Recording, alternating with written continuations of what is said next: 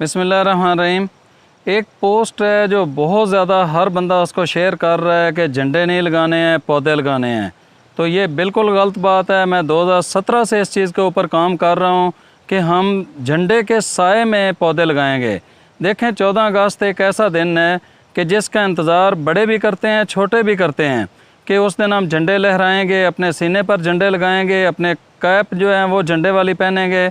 तो अगर हम इस मौका पर झंडे नहीं लगाएंगे तो उसका तो कोई फ़ायदा नहीं है।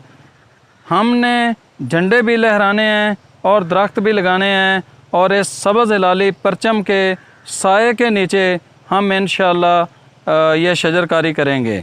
तो बिल्कुल ये बात गलत है और मैं इसकी मुखालफत करूँगा। जो लोग कहते हैं कि झंडे नहीं लगाने हैं, हाँ, झंडियाँ अपने बच्चों को दें ज़रूर, लेकिन क्योंकि वो उनका हक़ है कि वो अपने इस मुल्क से प्यार करें, अपने इस झंडे से प्यार करें, लेकिन उनको ये बताना है कि ये झंडियाँ जो हैं इनका अदब भी करना है, इनको नीचे गिरने से बचाना है, इनको पाँव के अंदर आने से बचाना है।